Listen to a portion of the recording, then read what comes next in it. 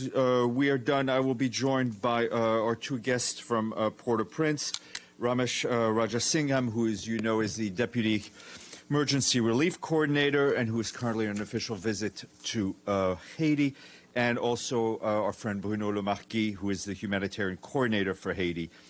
So I will thank them in advance for their patience as we get through this briefing first. Obviously, we're going to start with Afghanistan. I just spoke to the Secretary General, who is following with great concern the situation, ongoing situation in Kabul and especially at the airport. He condemns this terrorist attack, which killed and injured a number of civilians, and extends his deep condolences to the families of those killed. He stands in solidarity and wishes a speedy recovery to those injured. This incident underscores the volatility of the situation on the ground in Afghanistan, but also strengthens our resolve as we continue to deliver urgent assistance across the country in support of the Afghan people. And at 3 o'clock this afternoon, the Secretary General will be in person at the Security Council to deliver remarks on Ethiopia, and the Council is meeting, as you know, on peace and security in Africa.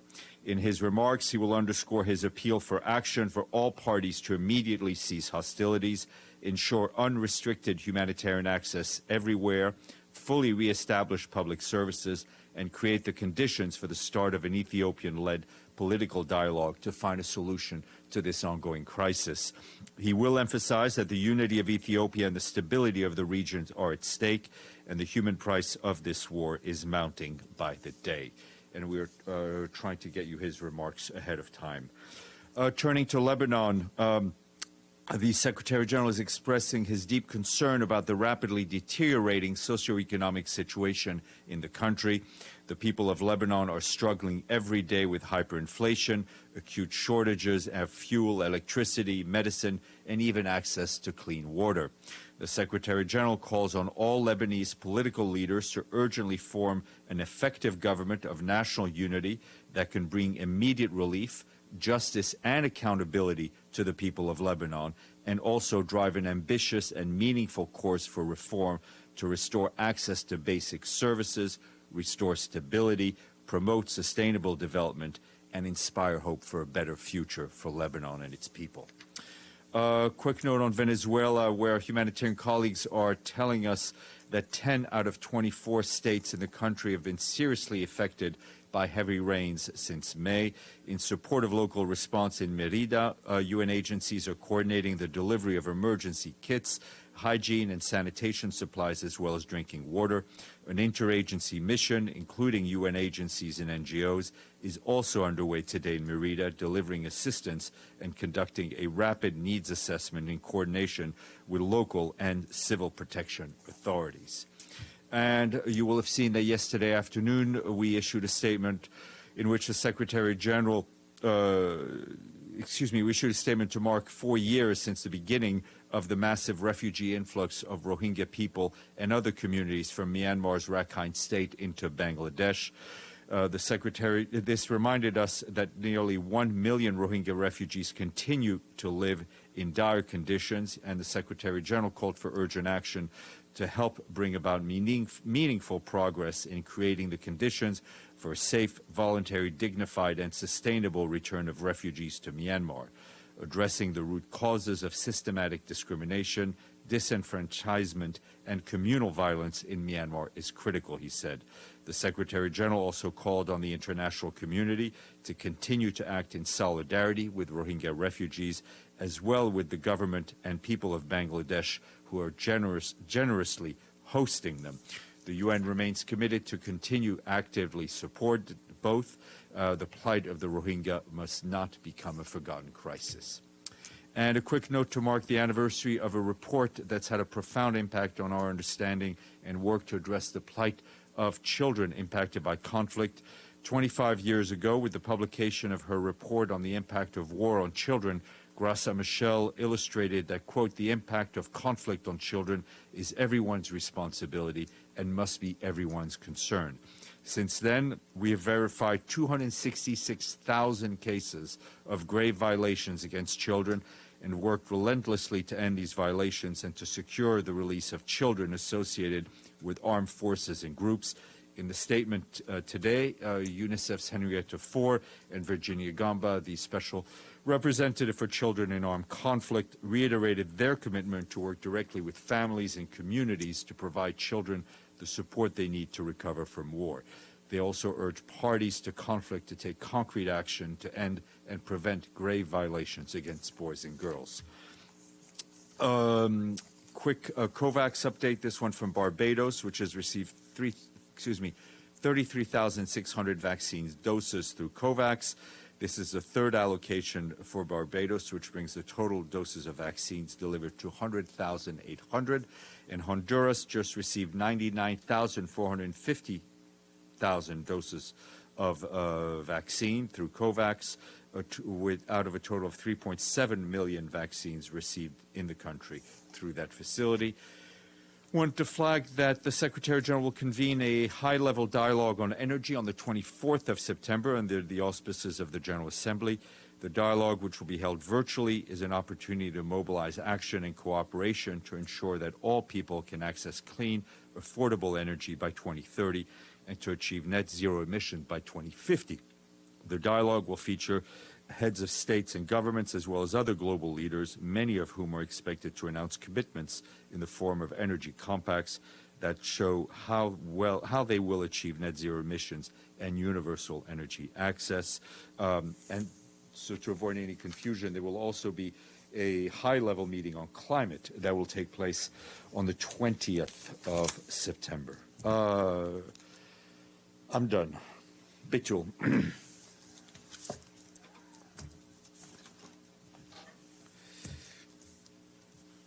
Thank you. Steph, a question on Afghanistan. Are there any UN staff among the casualties in this attack in Kabul? And there was a second explosion. Right. So and, we're conducting head count. As far as we know, at this moment, there is no casualties of UN staff. I think we did have a few number of staff around the airport, but they're all reported safe and sound. Yes. When you talked about a number of killed and injured, is that your own information on the ground? Can you be more specific? No, that's it. We have not at this point counted ourselves the number of killed and wounded. We're basing our information on what we're getting from local sources and other places. But we at this point cannot be a source of data of exact numbers of killed or wounded. And do you have any other information about, for example, perpetrators, anything that could help right now? I mean, we don't have any information as to claims of responsibilities or perpetrators, but clearly anyone who would intentionally commit such a crime of targeting civilians in a crowd where there are desperate people, there are children, is just heinous and horrendous, to say the least. Okay. Let's go to the screen.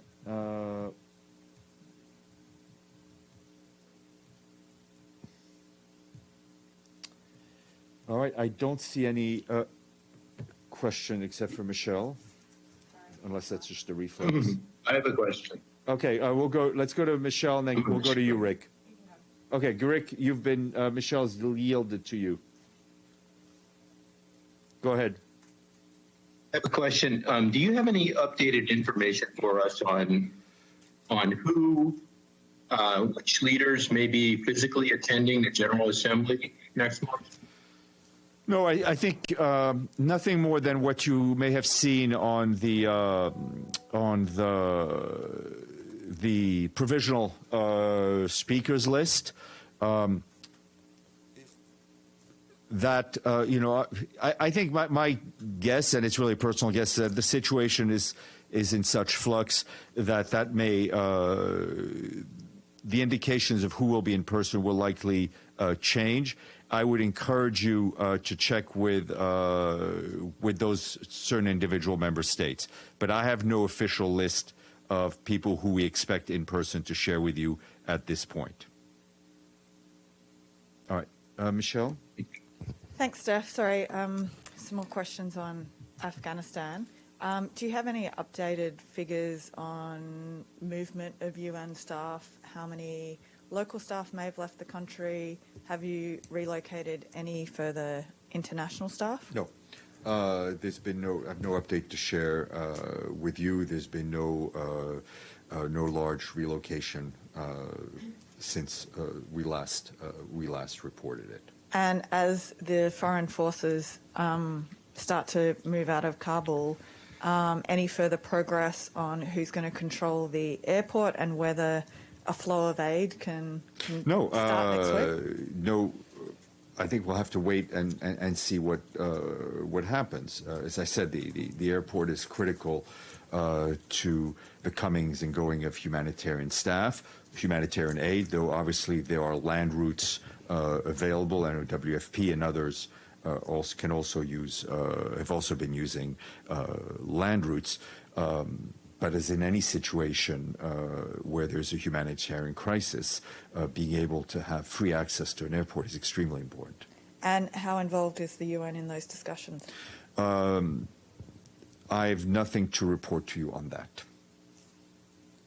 And anything to report on UN attempts to get other countries to grant visas to local staff? Those discussions are continuing. And sorry, one last one on. I'm going to call you James Bays one day. Yeah. One last one on aid again, Yeah. and sanctions. Some countries have sanctions on the Taliban. There are a lot of leaders and entities listed by the UN Security Council who are associated with the Taliban. How might this affect the delivery of aid to Afghanistan? Couple of things. Before I answer your direct question, I just want to underscore that humanitarian aid is continuing. I think yesterday we had more than 1,000 people out of some 3,700 who'd been identified for humanitarian assistance were able to receive food and relief items in Kabul. These were mostly people who were displaced from other parts of Afghanistan, from Kunduz, Baghlan, and other areas into Kabul. There were a number of joint needs assessment missions that were deployed by the UN to 3 districts in Kabul to verify internally displaced people that had newly arrived. But needs are high across the country. Just to give you an example, almost 3,000, 2,800 displaced people in Mazar-e-Sharif are being assessed for assistance, while others are returning to their places of origin where assistance will be delivered. It's important to note that across Afghanistan, supplies are constrained and will need to be replenished. This will continue to be a challenge due to limited funding and, of course, the logistical challenges.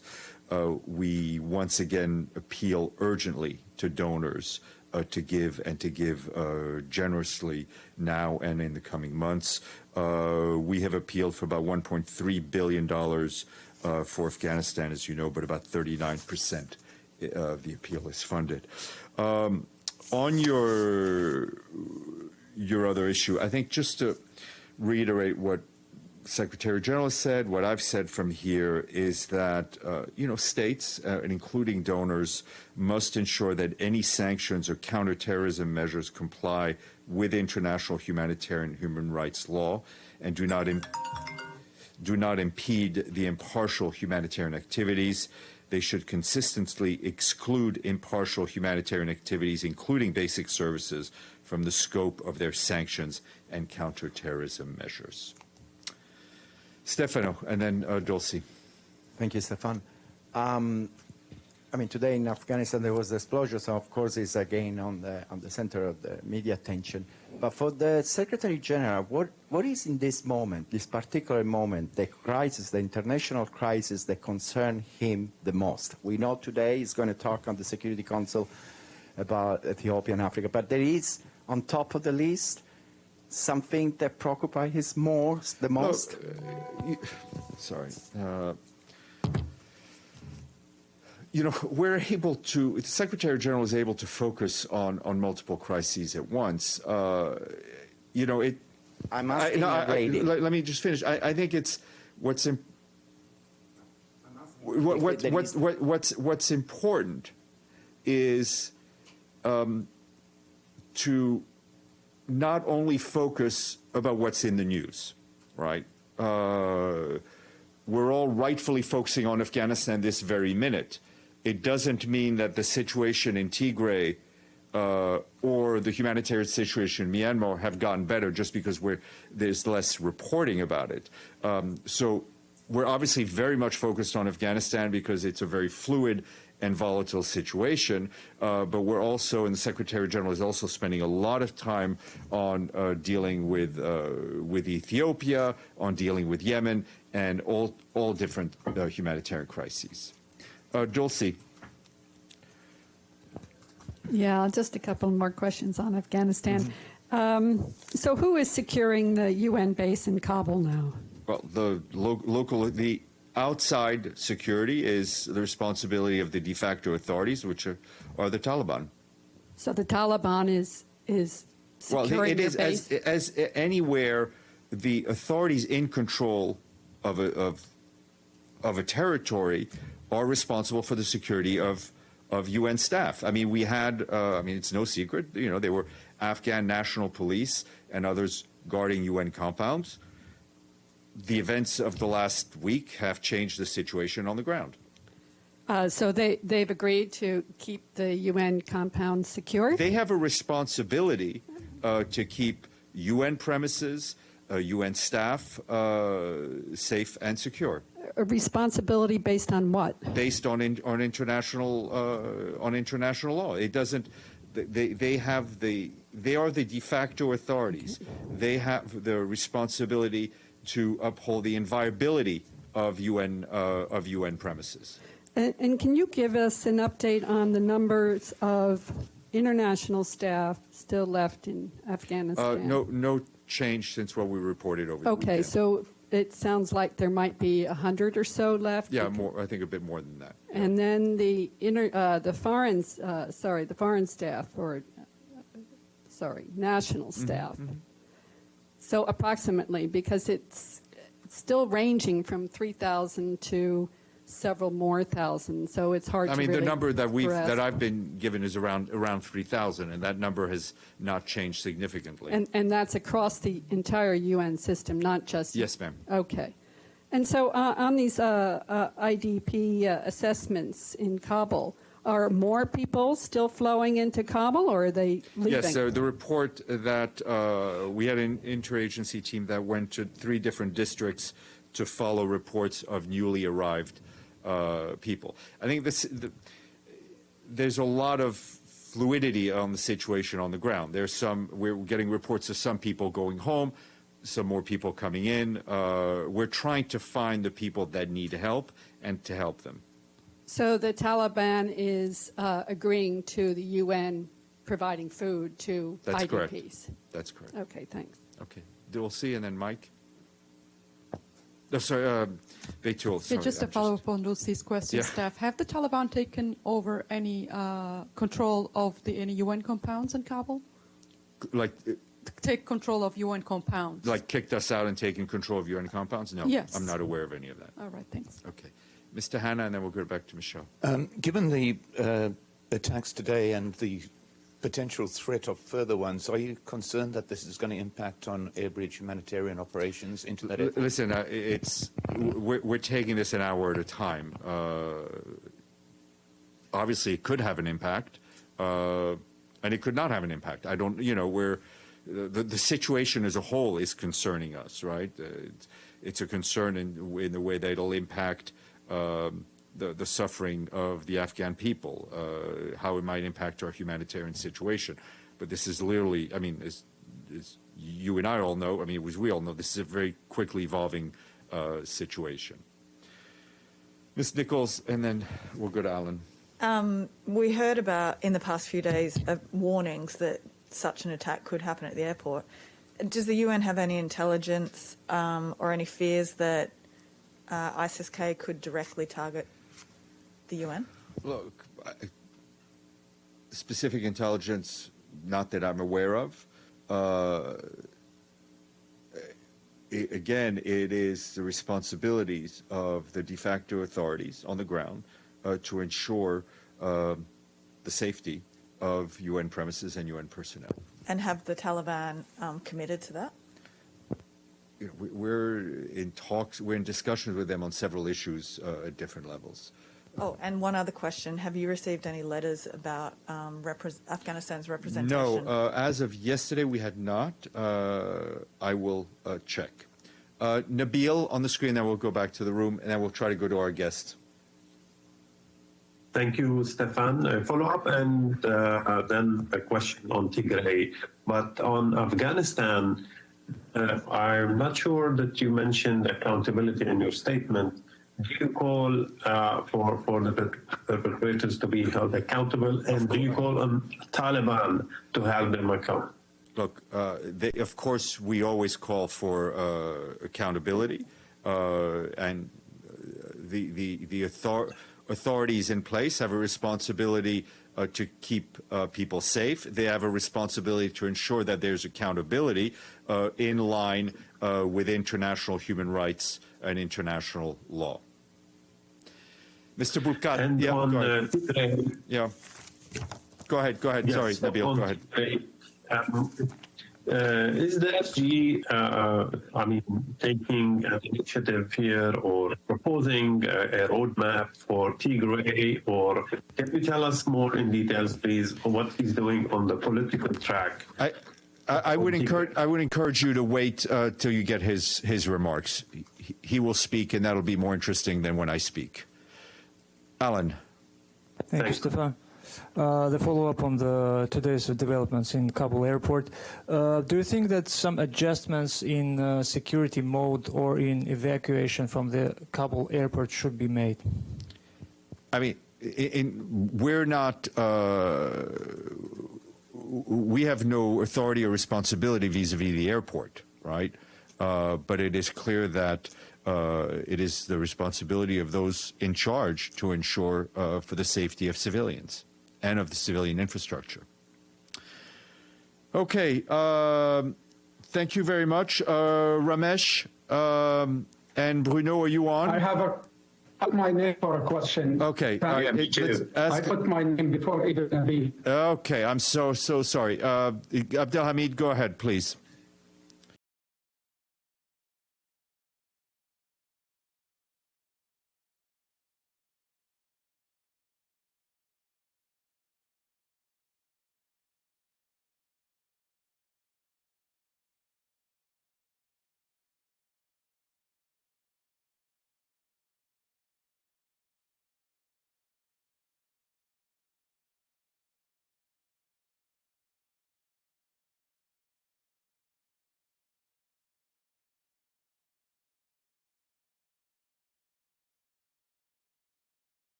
Abdelhamid?